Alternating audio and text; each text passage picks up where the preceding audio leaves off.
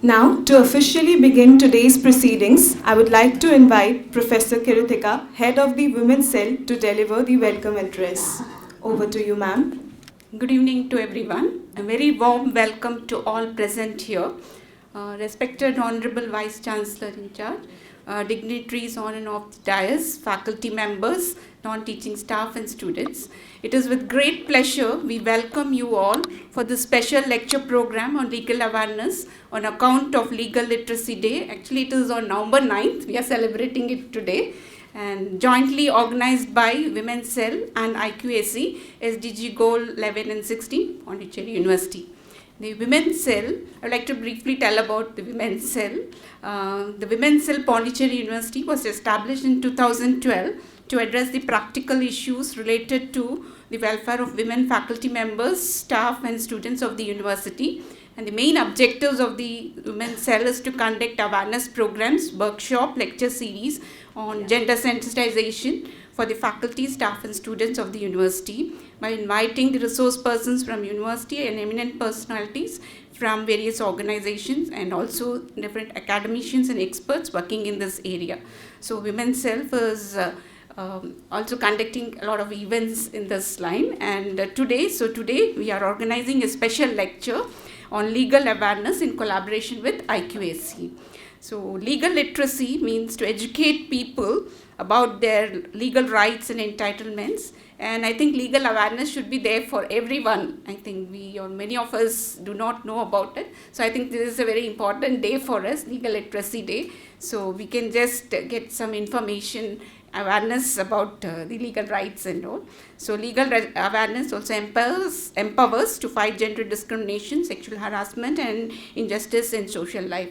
So on occasion of this, so I think this is a very important thing which I think many of us are unaware of, the legal rights and legal issues and all. So that I think today our resource persons will highlight upon it. So on behalf of the organizing committee, I welcome our Honorable Vice Chancellor, Pondicherry University, Professor K. Tarnikarsu, for the special lecture program on legal awareness, and so will be presiding this event and deliver the presidential address. Thank you, sir, for accepting our invitation in spite of your very busy schedule. Thank you, sir. Thank you very much. And very special welcome to our today's resource persons, and is Advocate Usha Madam, a government pleader, Government of Pondicherry at Madras High Court. Thank you, ma'am. Thank you for accepting our invitation. And also the other resource person, Mrs. M.R. Kirtana, a law officer of our Pondicherry University Legal Cell. Welcome you, ma'am. Thank you, ma'am. We are very thankful to the resource persons for accepting our invitation to deliver the lecture on account of this Legal Literacy Day, and within a short notice of time. Actually, we planned it within a short notice of time and they accepted it, so that is why this event is happening. And I would also like to thank the other organizing committee members, Dr. Gurminder Kaur, head in charge of School of Law and who is SDG 16 coordinator, and Dr. Subbu Lakshmi, who is coordinator for SDG 11. Without them, this would not have been possible. Very thank you, ma'am, for collaborating with Women's Cell and conducting this program. So we welcome all the members, representatives, school representatives of the Women's Cell, members of the Women's Cell and school representatives of the Women's Cell, all the faculty members, non-teaching staff and students for this event. Thank you, one and all. Again, very warm welcome to all of you. Thank you.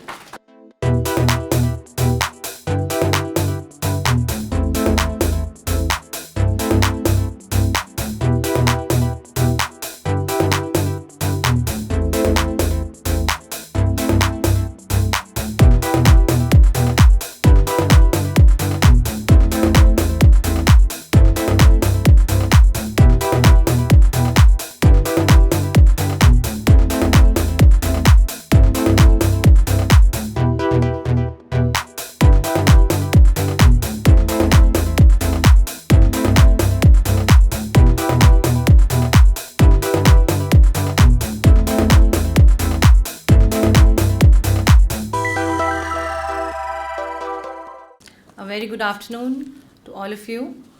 Honorable Vice Chancellor in charge, Professor Tarnikarsu ji, respected deans and heads of different schools and departments who are present here, our esteemed resource persons for the day, Senior Advocate Madam Usha.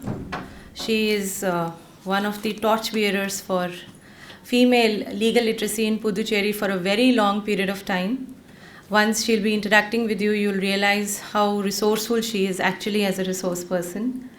And at the same time, I extend my gratitude to Mrs. Keerthana, who is the law officer of our Pondicherry University, who all agreed to collaborate with us today in order to sensitize young members of the Pondicherry University community with regard to legal literacy. As Professor Kritika has already informed you, that the Legal Literacy Day is actually celebrated on 9th of November every year. The reason why we celebrate it on a designated date is to commemorate the bringing into effect of the Legal Services Authorities Act of 1987, which was brought into force on 9th of November 1995. The essence of this law is that it extends free legal aid to the needy and all the people who fit into the very broad criteria of seeking the support of the state in order to defend their rights and seek justice if and when it is violated. It is my pleasure to be collaborating with the Women's Cell on this occasion, being the university level coordinator for Sustainable Development Goal number 16, which provides for peace, justice and strong institutions. So we are an institution, we are essentially a human resource institution, and it is undeniably one of the most important assets of young community of the country to be aware of their legal standing. With this, I look forward to the upcoming thoughtful discussions to be extended by our resource persons. Thank you for your participation and I wish you the best. I hope you will be returning after enriching yourselves. Thank you.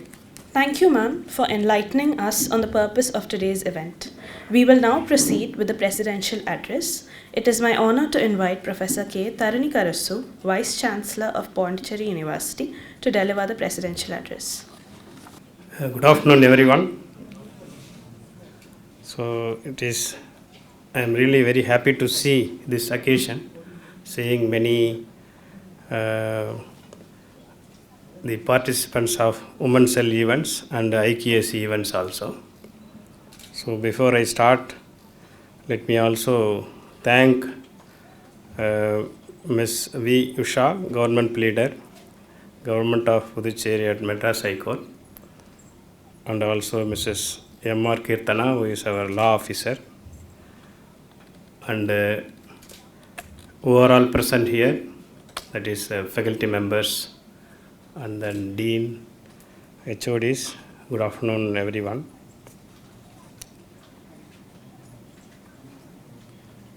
See, one of the advantage I got is I come to know that our government pleader is also in our panel. I got another lawyer for defending our cases.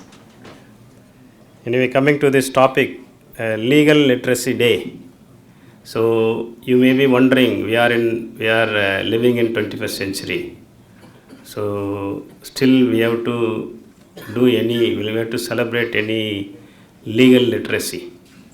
But when it comes to the legal, so it is, even though we are in 21st century, we don't know many things still.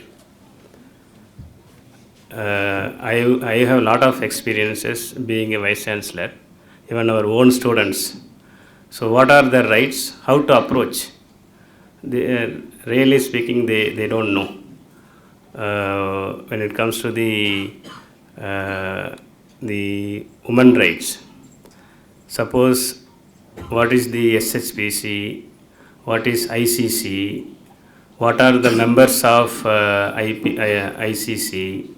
So suppose something happened related to ICC, how to handle this. I really, why students are like this? So you are all good at the social media and giving comments and then giving your opinion. You are spending a lot of time on this.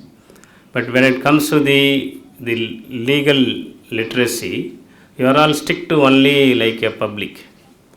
You are all only stick to, suppose statistics department means you are stick to only statistics, or sociology means you are only stick to sociology, or green energy means like this only, but you are not coming out of your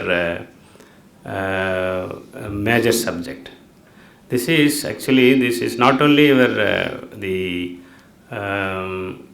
your student community. It happens in every society I see. So everyone, we are living in a blocks. So we are not living as a human. So when something happened to our neighbor, so we don't feel they belongs to us. So this is the reason for this, to organize legal literacy. As long as it doesn't happen to me, I don't care. This attitude is more in our society. I don't know how it is, but when we teach, when we preach, and when we talk about everything, we say we are all great. Indian society is great. We are all, our civilization is this many years old. But when it real problem comes, so people say, the real attitude or real personality of the person will come, only the problem comes. We give so many comments on social media, when really whenever it comes, we fumble. It happens. I am not telling it as I am not blaming it. I am just putting a basement for the resource person to talk. He may be wondering, I know everything. What is great things this resource person is going to talk? There are many things which we don't know. Just now I asked Madam, you are pleader, you are also in the panel. So it will be a conflict of interest. I asked, no, I cannot appear for the case, whatever the government is contesting with the university. So this misclarity, even I don't know, now I got it. This is the way, every day is the learning for us. There is no end for the learning. So now at the advent of new criminal laws, so our syllabus is now increased. So we should know more on this, how to apply. It is not only for us. So we have to apply for the others also who are all in the same situation. So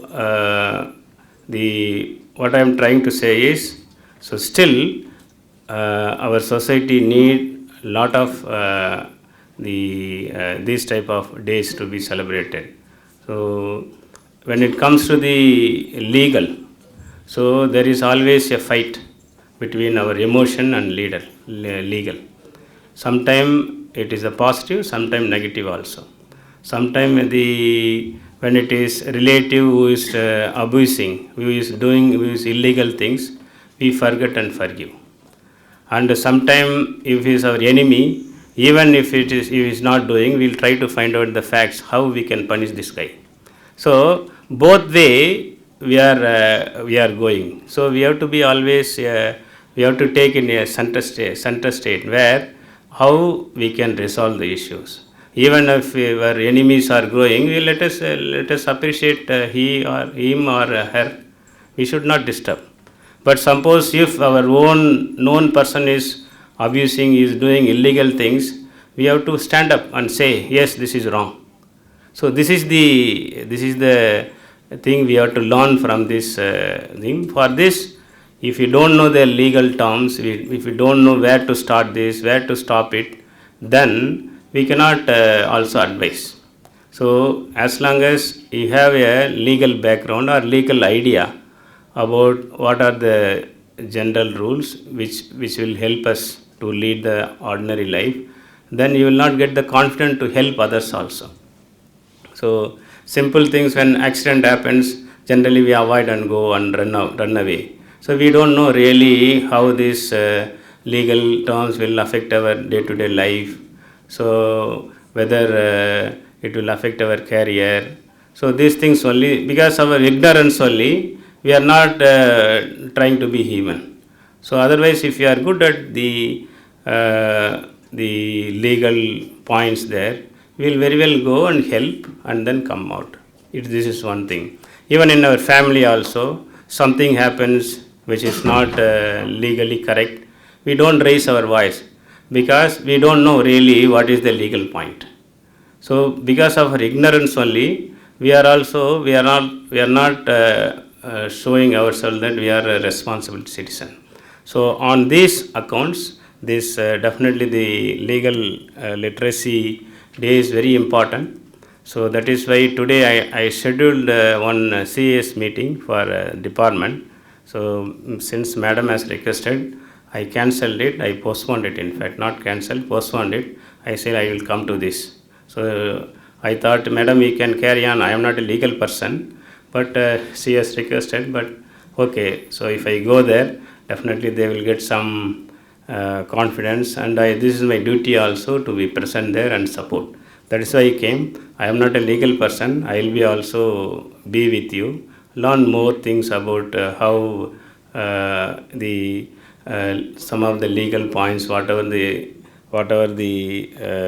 resource person is going to talk. But one thing on this occasion I request the students are, please, this is our community.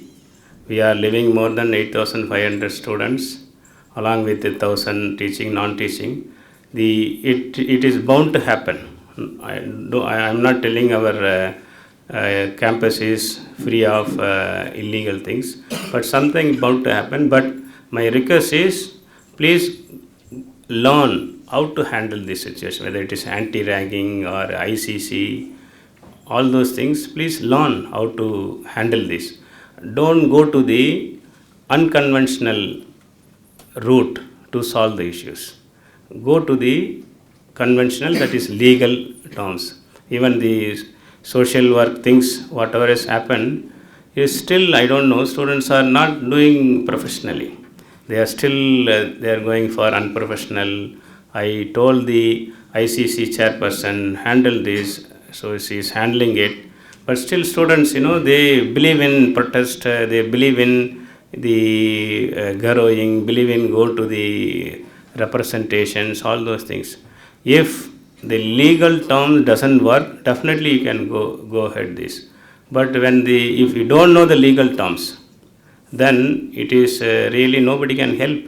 So ignorance cannot be excused. That is the first thing you should learn in legal literacy. You cannot say, I don't know this, that's why I have done this. These things will not work in front of legal things. So this way, this will be very useful. I take this opportunity to thank Ms. V. Usha and Mrs. M.R. Kirtana for coming forward and delivering the lecture. I also thank the Women's Cell and IQSC for organizing this. All the Women's Cell members also for agreeing to be here and supporting the event. Thank you, one and all. Thank you, sir, for your valuable words. And now it's time for these special lectures that we have been eagerly waiting for. We are honored to have two distinguished speakers with us today. I would like to request Annie to introduce our first speaker. It is my pleasure to introduce our first speaker, Ms. V. Usha, a highly respected advocate and legal professional with extensive experience in the Madras High Court and courts across Pondicherry. She serves as the government pleader for the government of Pondicherry at the Madras High Court, a role she has held since 2017. In addition to her legal practice, Ms. Usha serves as a legal advisor to a wide array of prestigious organizations, including the French Consulate, Pondicherry University, BSNL, Indian Bank, State Bank of India, and several insurance companies and public sector enterprises.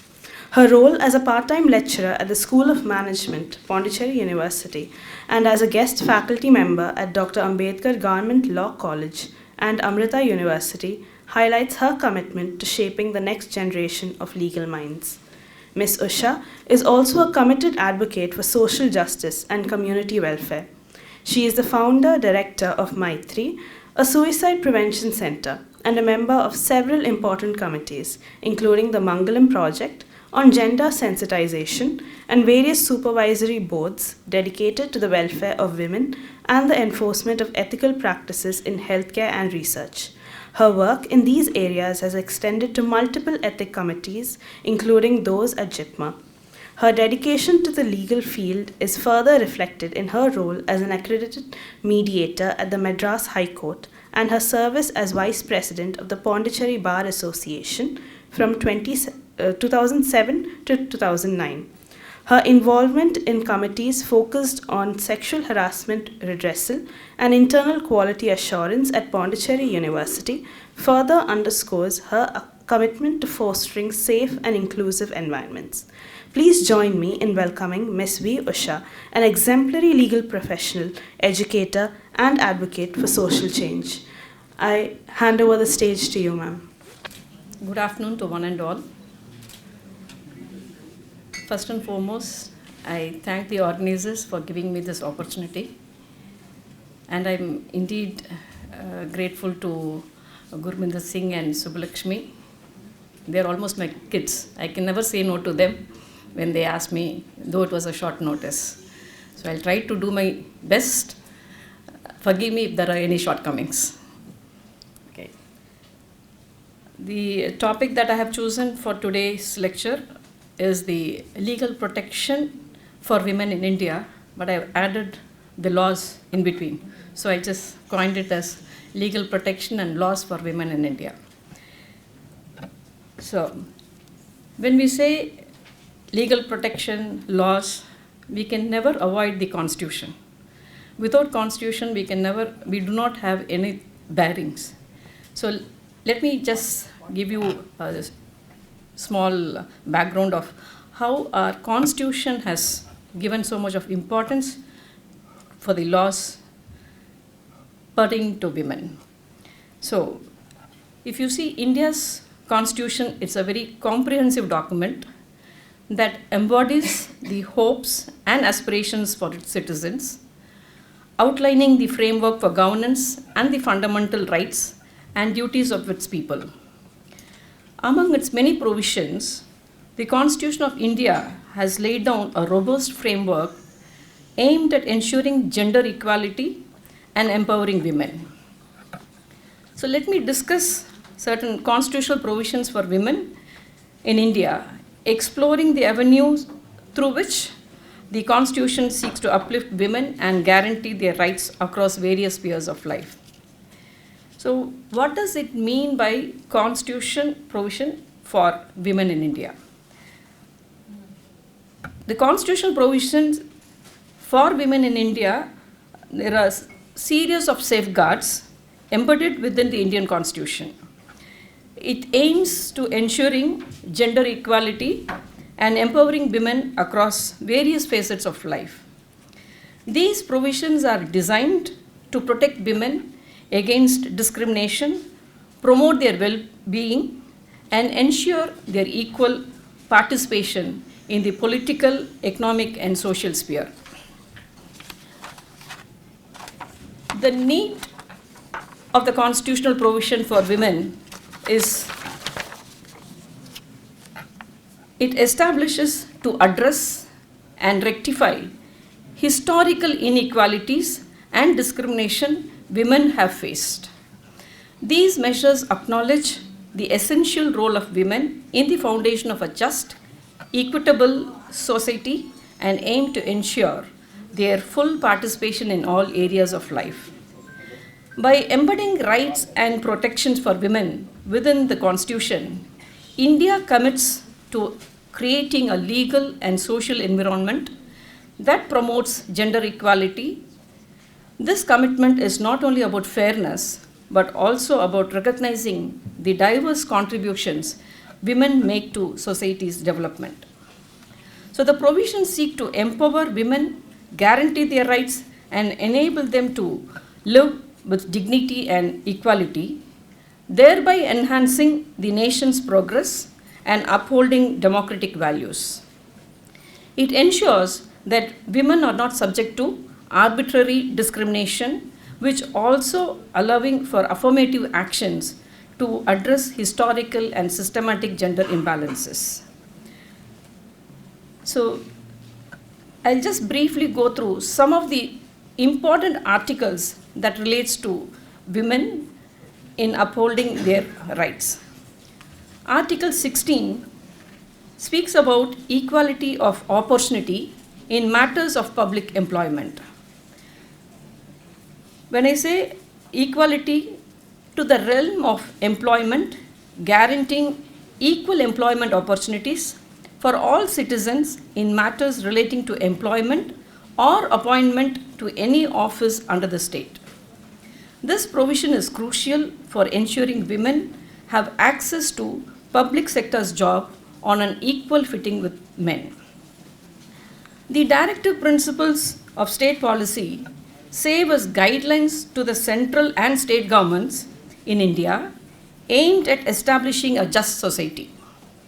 These principles, though not enforceable by courts, are fundamental in the governance of the country and direct the state to apply these principles in making laws. Article 39, subclause A, demands that the state provide men and women equally the right to an adequate means of livelihood. So Article 39, subclause D goes a step further to ensure equal pay for equal work for both men and women, aiming to eliminate wage disparities based on gender. Article 39, capital A emphasizes the promotion of justice on the basis of equal opportunity, ensuring that no citizen is denied access to justice due to economic or other disabilities. These articles collectively work towards establishing economic justice and equal opportunities for women. Enacted in accordance with Article 42, the Maternity Benefit Act 1961 underscores the state's commitment to ensuring just and human conditions of work and maternity relief for women. This provision is a testament to the Constitution's concern for the health and well-being of women in the workforce. Article 51, capital AE of the Constitution underscores the moral obligations of every citizen to renounce practice derogatory to the dignity of women. This provision plays a critical role in fostering a culture of respect and dignity towards women, urging citizens to eliminate practices that demean or discriminate against women. So, recognizing the importance of women's participation in the democratic process and local governance, the Constitution includes specific provision for the reservation of seats for women in panchayats and municipalities. So, these articles, 243D3 that you see in the slide, these articles mandate the reservation of 1/3 of the total number of seats to be filled by direct election in every panchayat and municipalities for women. Additionally, 1/3 of the total number of offices of chairpersons in the panchayat and municipalities at each level shall be reserved for women.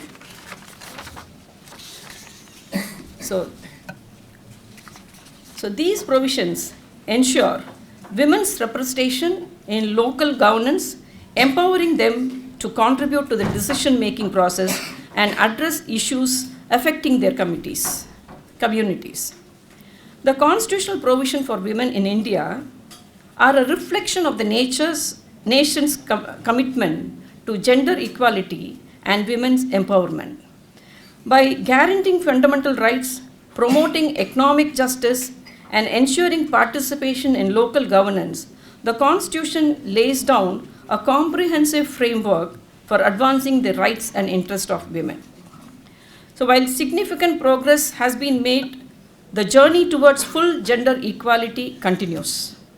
It is imperative for the state, civil society, and individuals to work collaboratively to realize the constitutional vision of a society where women can live with dignity, equality, and freedom. I'll just throw light on some special laws which you must have been very often come across, like Dowry Prohibition Act, Protection of Women from Domestic Violence Act, Sexual Harassment of Women at Workplace, Maternity Benefit Act, Equal Remuneration Act, so on and so forth. But it also talks about certain rights. So, right to free legal aid. Women who cannot pay for legal support can get it for free under the Legal Services Authority Act 1987. The right to self-defense. Women have the right to protect themselves from violence, attack or assault under Section 100 of the Indian Penal Code. Now you have the new Act BMS. Right to abortion. Women have the right to abortion for up to 24 weeks regardless of their marital status. Representation in local governance. 1/3 of seats in panchayats and municipalities are reserved for women. Therefore, you have women-specific legislation. You can see it for yourself. We have I have tried to cull out almost all the laws possible. I hope I have not left out anything other than the criminal laws, because I wanted to emphasize basically on the special enactments. So I've just culled out the main laws, which itself comes to 15 laws, special laws exclusively for women, for their protection and for their rights. So I'll just go for a paucity of time, because I know I had all been that side too for many years, so I know how it would be to hear a lecture for a long time. So for paucity of time, I have just culled out certain acts, and I'm just giving you the synopsis of those acts alone. So the Dowry Prohibition Act was enacted in 1961, and the main intention of the act was to stop the menace of dowry in India. It completely prohibited the giving and taking of dowry. It also aims to protect women who want to get married but aren't able to because of frivolous dowry demands from the prospective's groom side. However, still there are a lot of cases surrounding dowry, and it has been very difficult to enforce this law because of huge population of the country and case not being filed due to fear. The Maternity Benefit Act 1961. It is difficult for working mothers to work during childbirth and in pre-childbirth stage. Hence, the Maternity Benefit Act 1961 was established. The Act mandates for a minimum of 12 weeks of maternity leave to mothers. In 2017, it was amended, and this was increased to a maximum of 26 weeks. The Medical Termination of Pregnancy Act 1971 is regulated under the MTP Act. Under this act, a woman is allowed to end her pregnancy within 20 weeks if it is essential for preserving her life, poses a risk to a physical or mental well-being, or if the pregnancy resulted from rape. The Equal Remuneration Act 1976 provides for a gender non-discriminatory and equality-based legislation that mandates that men and women both should be paid equal remuneration for the same or equal work that they do, thus providing them with equal benefits and equal opportunity at work. The Indecent Representation of Women Prohibition Act 1986 mandates that there can be no indecent representation of women in any form, whether print, media, advertisements. It strives to protect the dignity and decency of women and promotes respect towards women. The National Commission for Women Act 1990 was enacted. Its primary objective is to safeguard and advance women's rights in India. The NCW actively tackles matters concerning gender-based discrimination, violence against women, and various violations of women's rights. The Preconception and Prenatal Diagnostic Techniques Prohibition of Sex Selection Act 1994. This law prohibits sex selection before or after conception. The Act also regulates the use of prenatal diagnostic techniques such as ultrasounds and amniocentesis. No one can communicate the sex of the fetus to the pregnant woman or her relatives. Anyone who violates the Act can be imprisoned for up to 3 years and fined. Offences under the Act are cognizable, non-bailable, and non-compoundable. The Hindu Succession Act, which is now called as the Amendment Act of 2005, granted daughters rights to property in joint families. This change ensured that both men and women are treated as beneficiaries when it comes to inheriting property. The Prohibition of Child Marriage Act 2006 also seeks to prevent forced marriages that involve minors so as to safeguard their rights. It aims to guarantee that girls are allowed to mature, educate themselves, and be able to make wise choice concerning their lives and marriages, which in turn secure their health and well-being. However, it has been quite difficult to enforce this law in many parts of the country due to customs and traditions. The Sexual Harassment of Women at Workplace Prevention, Prohibition and Redressal Act 2013 deals with sexual harassment of women at the workplace, about which our Vice Chancellor was also talking about how you have to know about your ICC, LCC, that is the Internal Complaints Committee, Local Complaints Committee. So I'm not going into length of each act because it is not possible to finish off even a single act in an hour or two's time. So this law, it provides a legal basis that will help curb any such harassments and protects women, hence creating a safe and fair working atmosphere free from sexual harassment of women and their abuse. The Act mandates establishing of internal committees and posh policy for addressing complaints and prompt redressing of the cases. Now, you can see the various judgments that the Supreme Court has delivered that really changed the women's position in India. So some of the cases, we must have heard about the Vishaka case, which was the culminating point for us to have the Sexual Harassment Act.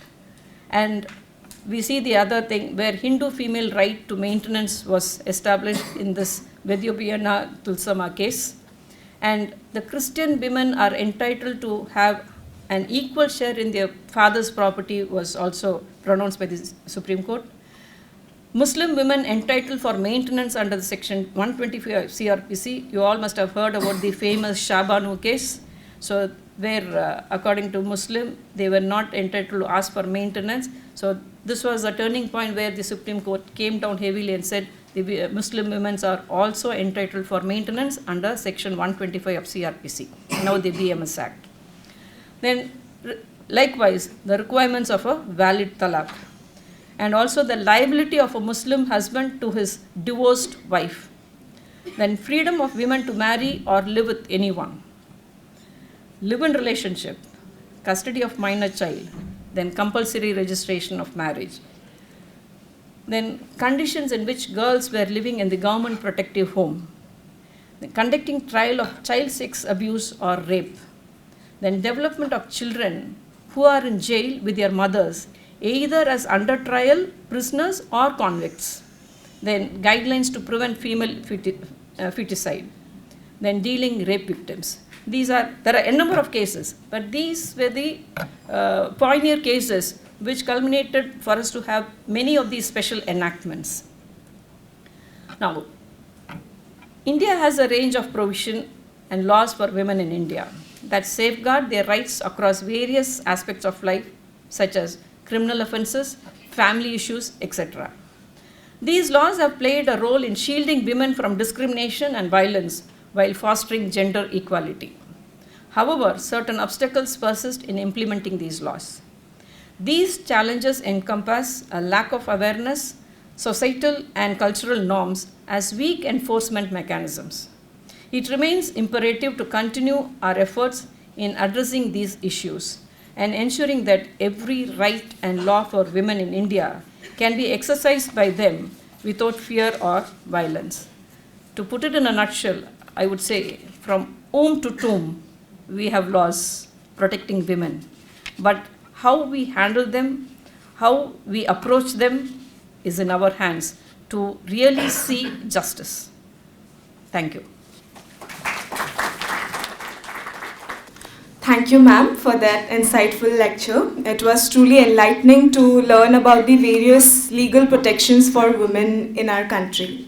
It's now my pleasure to introduce our second speaker, Mrs. M.R. Kirtana, a dedicated law officer at Pondicherry University and a part-time research scholar at the Tamil Nadu Dr. Ambedkar Law University, Chennai. Mrs. Kirtana holds an LLM in Business Law from Government Law College, Coimbatore, and a Bachelor's in Law from Government Law College, Madurai. Additionally, she has a background in homeopathic medicine with a BHMS from Dr. MGR Medical University. She has experience as a practicing advocate at Salem District Court and practiced as a homeopathic physician from 2010 to 2012.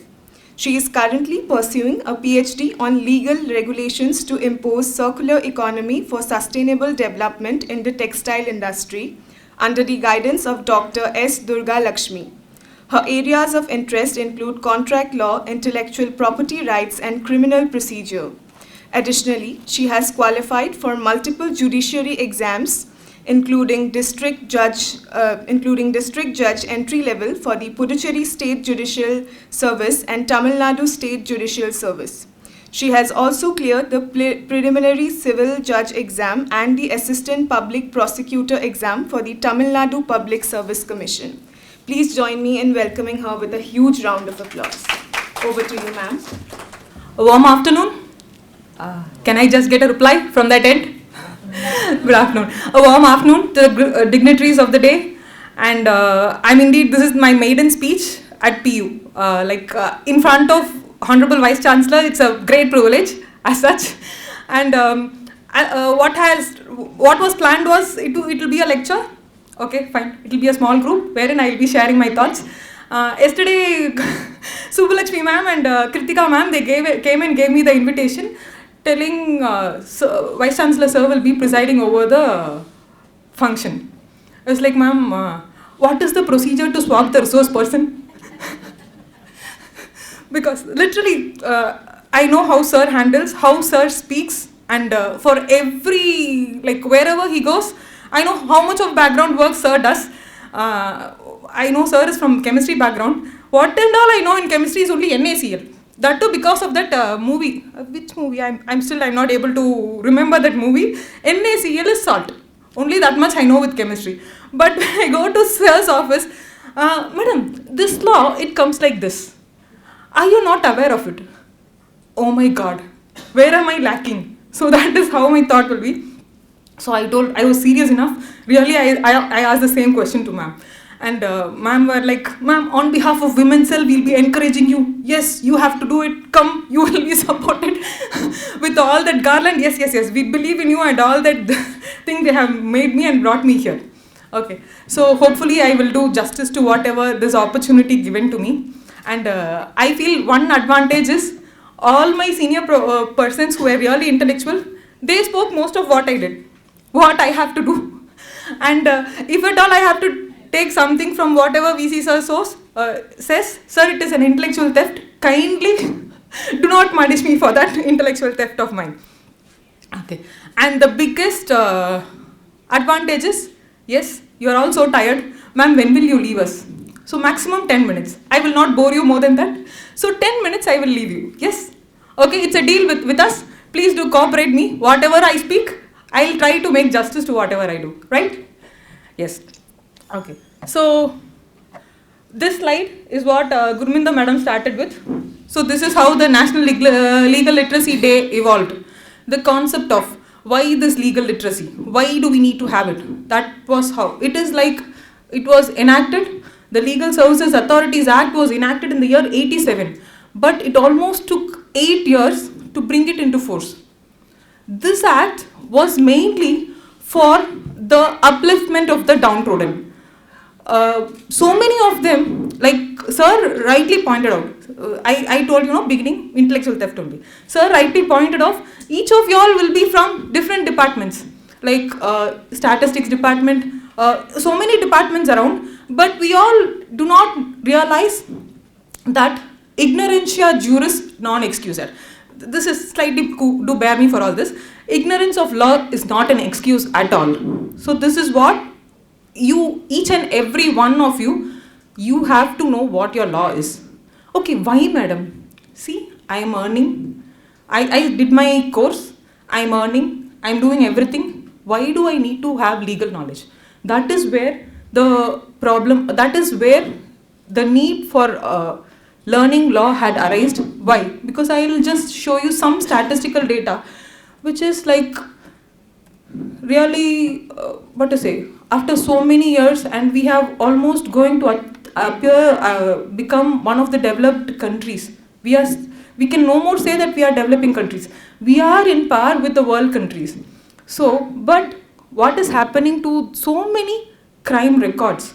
The NCRB records says that cruelty by husband or relatives, nearly 1,40,000 cases have been reported. And kidnapping or abduction, 80,000 cases has been reported. And certain statistical data is most harming is every 10 minutes a woman is getting molested. So are we all a blind spectator to what? Are we all a blind spectator to all this? Literally it seems like we are all blind spectators only to this. So how are we going to change this? How are we going to change the situation? Next, another thing is bonded labor. I don't know how many of y'all are aware of this term, bonded labor. This is the list of persons who have been rescued. So the number of persons who are still facing this problem of bonded labor, we do not know the statistical data. They are the number of people who have been rescued from this. Then, in the name of religion, so many minority religions, they are facing so much of communal violence. The reported cases is 272. So the reported cases does not mean that only so much of violence happened. This violence happened, only so much is reported. There are so many which is not reported yet and yet to be reported. And there are around, like in 2022 alone, there was about 51,656 cases which was registered in the SC and ST Prevention of Atrocities Act. So, and another thing, substance abuse. Substance abuse, this is a small group of students wherein 416 students only. 416 students, out of that nearly 50% of one or the other student this is adolescent school student. One or other students have undergone the substance abuse without knowing what exactly it is. Okay, so first coming to my initial slide. Yes, we all know the preamble of the Constitution. The preamble of the Constitution, we the people of India, we have solemnly resolved to what? Socialist, secular, democratic republic. Yes, justice, social, economic and political, liberty of thought, expression, faith and belief, equality of status and opportunity. We only ourselves have resolved this. But how far is being adopted? How much is being implemented? Okay, so my title is, I never introduced my title, right? The significance of legal literacy for youth in higher educational institution for better society. So I just brought into the picture so many datas only for this younger generation which is coming up to realize that the legal literacy is more significant. Only by the year 2014, transgenders were recognized as a gender. That too because of the NALSA case. Okay, NALSA versus Union of India, 2014, transgender people were recognized as third gender people. Until then, they were facing so much of humility. And even today, how is the society taking them? How are our older generations taking them? It's a different picture. How many of them are how many of them are encouraging them? Yes, come. You are my fellow human being. You are with the same bone and flesh. Come, sit with me. Come, share with me. We still have the taboo. So this is where the major role is of legal literacy. So legal literacy is not only uplifting the society, but also for the better society, for the better understanding of certain things, we have to, each one of us, we have to be educated about the different laws. And now, Usha ma'am had done half the job because she almost from the cradle to the tomb. I would say that only. She had almost enlightened all the women laws. So every woman has so much of protection. But how many of them are able to avail that? How many of them, we have this recent Me Too event, Me Too movement coming in, but how many of them for the stigma of being the society telling them this or that? They have so many issues. They do not want to come forward. They do not want to come and speak. If they come and speak, what will the society think of me? So, who are the society? Yes, here I have so many of future generation people who are sitting in front of me. So, until and unless this perception of the society changes, nothing can change. So, this is how things happen. So, the upcoming generation understands and realizes so many things. Yes, they are all our fellow beings. Like Sir rightly pointed out, when something comes to me only, it is a problem. If other person is facing, let him face. Let him face the tune. That is not my problem. This is not about legal literacy. So when legal literacy happens, yes, you have our law to protect us. We as the citizen of this country, we all have joined together and we have done so many things for us to live together in a brotherhood manner, isn't it? So this is how things go on as a boomerang like thing of. So like whatever we put together in the society, we'll be able to bring it back. Okay, and yes madam, in the name of freedom, can we do anything? Can we do anything and everything we want? No, that is where the restriction lies. Our like constitutional makers, they were too like, I don't know how much they were able to think so much ahead. Even after 200, 300 years, even after 1000 years, I will say our constitution holds good, because we have this article 19 of the constitution. Anyone from the legal background? Article 19 of the constitution, we always say freedom of speech, freedom of assembly. In the name of freedom of speech and expression or to assemble freely does not mean I can affect the other person. That is where that is where things come in. We have to live together as a community for the betterment and growth of each other, isn't it? So it's like, why this legal literacy? Yes. So all this is constitutional protection. I think most of you will be aware of this Article 15 Clause 3 of the Constitution, which gives every woman the protection, and Article 15 Clause 4 gives the marginalized society, that is the scheduled caste and the scheduled tribal people, the constitution, like based on the constitution, any laws can be enacted for their betterment. So that is how it goes, right? So how the legal literacy, so my topic, coming on to my topic, how the legal literacy can catalyze the change for the so you want to ask me something? Nothing? No, okay. So fine. How the legal literacy can, what is it going to address? So each and every one of you knowing the rights and duties, all that is there everywhere. You can just go through it, but at least make it sure that Article 14, 15, 19, 21 and the preamble of the Constitution of India. That is the minimum thing each one of us should know. We have so many laws for that, is a different story. So these are the minimum laws, these are the fundamental rights, and above all, we all should definitely know the Article 51A, that is the fundamental duties of the Constitution. Okay, fundamental duties where we say we have to protect the environment, and they are SDG people here. How come you not tell about us? If you do not speak about us, we'll boycott you. So sustainable development goal, where in sustainable development goal, a woman, every person, if they are educated, they will know that I am entitled to a minimum wages, isn't it? Minimum wages, this I am entitled. If I am working, you have to pay me at least this much of wage. You cannot pay me something which is less. So that is when the legal literacy is stepping in. And madam rightly pointed out, equal pay for equal pay for equal work. So men do the same work, women do the same work. You have to give them all the same pay. 500 rupees for a man working a day, same 500 rupees for a woman working a day. This is how it goes. Equal pay for equal work. So your legal literacy steps in there. Then, okay. So this is like, once we know that we should follow the rules and regulations, and above 18, another curious things which I wanted to know, How many of y'all are aware that drug abuse, I was speaking something about drug abuse, just consuming drugs, you will be punished?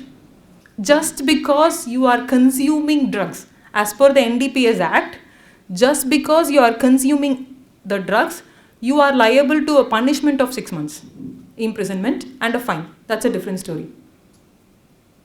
Okay, so it is not just a small thing. Drugs, they are not just a small thing. They have to be taken into serious account. Okay, if at all you know any people who are outside, they are like addicted to it or they are trying to consume it, like just inform them. It is a serious offense wherein you can be punished for up to 6 months. It's not the commercial quantity, it is not the sellers, it's not the dealers at all. It's the victim. See, I would say the person who are using drugs are victims, but the victims will be punished. Okay, this is how it goes. And prevention of cyber crimes. And like you all know, so I have heard of certain things wherein one small boy, when it was an interaction with a small like tech generation, 14 or 15 years boy, he was telling, I know certain things wherein I can get 10 like small data from people around me. So like, are you able to understand, am I putting it in the right way? Like if that person is in this hall, he will be able to transfer like 10 MB from each of them around him. I don't know how that happens, but all that is a cyber threat, cyber theft. We have to be more conscious about it. We have to like, this is a more educated platform. We should say no, it is wrong. We should be able to tell it is wrong, right? So only this educated gathering will be able to change or transform things around us. Coming on to environmental laws. So as like in so many places, single-use plastics have been banned. So as a conscious citizen of this country, we have the fundamental duty of protecting the environment also. So protecting the environment, I totally understand. But if we reduce the consumption, might be the fruity people and the Coca-Cola people, they will change their, they will go out of the market. The change is within us, right?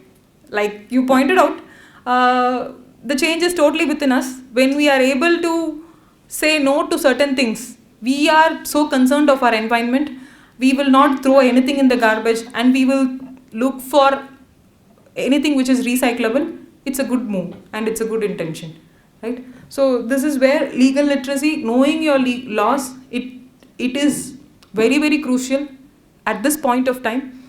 And in order for a better growth of the society and development of the society, like that's it with my session. And thank you for letting us know the importance of legal literacy for youth and how it contributes to a better society. As we near to today's event, it is now my honor to invite Dr. G. Shubhalakshmi, Assistant Coordinator of the Internal Quality Assurance Cell, to give the vote of thanks. Good evening, one and all present here. On behalf of Internal Quality Assurance Cell, I take this opportunity to thank each one of you who are present here. We have our coordinator from IQAC. First, I should mention and thank sir because he has been the pillar of support. There are other coordinators here. Professor Aruna is here from SDG 5, Gender Equality, and SDG 4, Quality Education, Dr. Kamalaveni, Dr. Gurminder 16, and myself SDG 11. We are all here, and sir has always been extending the support towards SDG specific goals. So that is why we are seeing that of late there are many programs that are being organized, particularly focusing on SDG. Thank you, sir, for the support that you have extended. And I would want to mention just one couplet from Tirukural, as I always keep doing that. So please allow me for that. தாம் இன்புறுவது உலகின் புறக்கண்டு காமுறுவர் கற்றறிந்தார். It's a couplet from Tirukural from 399, which says that the learned will always be longing more for a learning. So thanks to all the audience here, even though you are all learned in from different domains, you are here. understand that this learning gives more pleasure, and in turn the universe also takes this pleasure. So that is for the credit of the ones who are seated here. And given this responsibility to formally give the vote of thanks, I take this opportunity again to thank our Vice Chancellor, Professor Tarini Karasu, for extending the support, and our Director, Director Culture and Cultural Relations. He said that he will join us, but he couldn't join us. So he has also extended his support in all the means. When we went and met him, he said he would love to listen, particularly to Mrs. Kirtana. So I should mention that here. So thanks to our Director Culture and Cultural Relations, and also our Registrar, Professor Rajneesh Bhutani sir. So he was also another pillar of support. Madam keeps mentioning from Women's Cell whenever she approaches sir. He has extended the support, and he has been motivating us to do more such programs.